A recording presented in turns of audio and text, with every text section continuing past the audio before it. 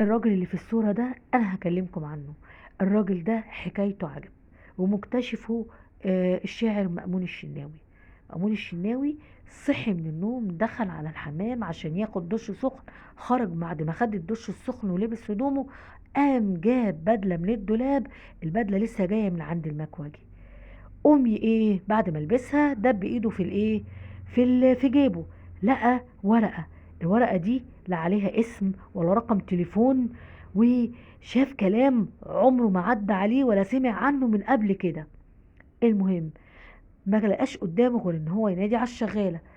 اول ما نادى على الشغالة، الشغالة فهمت اللي موضوع. لقت في ايده ورقة، وقعدت تترعش وترتجف ومش عارفة تتكلم كلمتين على بعض. فقال لها ايه حكايه الورقه دي؟ قالت له اصل. قال لها اصل ايه؟ قال اصل المكواجي بيبعت لي جوابات في الهدوم، اصله بيحبني وعايز يتجوزني. راح بص لها كده، اصل احنا متخانقين وعايز يصالحني، فتقريبا هو حط لي الجواب دوت علشان يصالحني. قال لها روحي جيبي لي المكواجي حالا.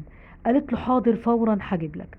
في الوقت ده مأمون الشناوي اتصل بالملحن محمود الشريف، ولما اتصل بيه ما كدبش خبر محمود الشريف وجه على ملا وشه.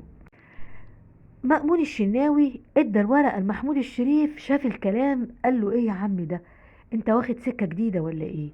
انا عمري ما سمعت عن كلام ده قبل كده ولا قبل كده. هو انت في ايه غيرت سكتك؟ قال له لا انا ما غيرت سكتي ولا حاجة. قال له امال ايه دي؟ قال له الورقة دي مش بتاعتي، والكلام اللي فيها ده مش انا اللي كاتبه. قال له امال ايه؟ قال له هتعرف الموضوع ده دلوقتي. المكواجي رن طبعا الجرس في الوقت ده. الخدامه اللي شغاله اللي عنده جايه وفي ايديها المكواجي، ودخلوا عليهم. وبعدين راح قايل له ايه؟ طبعا مأمون الشناوي كلم المكواجي، قال له ايه الكلام اللي انت كاتبه ده؟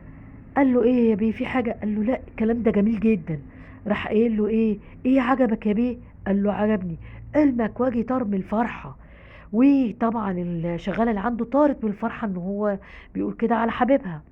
المهم راح قايل له انا هستأذنك. شفتوا الجمال؟ مأمون الشناوي هيستأذن الراجل المكواجي ده علشان يقول له انا بستأذنك علشان انا هاخد الكلام ده وهقوم بتلحينه وهنخلي حد يغنيه علشان نذيعه في الإذاعة. قال له واتنطط من الفرحة وقال له الله يكرمك يا بيه، الله يكرمك يا بيه. كان ممكن مأمون الشناوي ينسب الكلام ليه وتبقى ضجة عالمية ليه، لكن هو من حسن يعني أخلاقه ورقيه لازم، وهو كان السبب في شهرة الراجل دون. شفتوا الجمال؟ طبعا الحوار حكاه لمحمود الشريف وحكاه لعبد الغني السيد اللي تم اختياره عشان يغني الأغنية. عبد الغني السيد ده كان في الوقت ده كان مطرب مشهور جدا جدا، لكن زادت شهرته لما غنى الأغنية دي.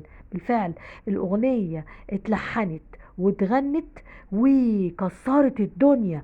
عايزة اقول لكم ان هي لغاية دلوقتي ما زالت في اذهان الناس والجمهور، وكانت مش من اشهر اغاني عبد الغني السيد في تاريخه. هي اغنية على الحلوة والمرة مش كنا متعادين. لكن المهم في الحدوتة هي المهم في الحدوتة ان هل الشاعر سيد مرسي اللي هو المكواجي اللي هو سبب شهرته الخادمة، هل اتجوزها؟ ما اتجوزهاش. ايه السبب وليه؟ ما نعرفش. سيد مرسي من مواليد 1/1/1897 محافظة القاهرة، ومات 22/7/1995 عن عمر يناهز 98 سنة. وهي دي حكاية الراجل اللي في أول الفيديو، وهو الشاعر الغنائي سيد مرسي. يا رب يكون الفيديو عجبكم. فضلا وليس امرا، لا يكون مشتركش في القناه اتمنى يجي ينورني. اوعوا تنسوا تصلوا على الحبيب.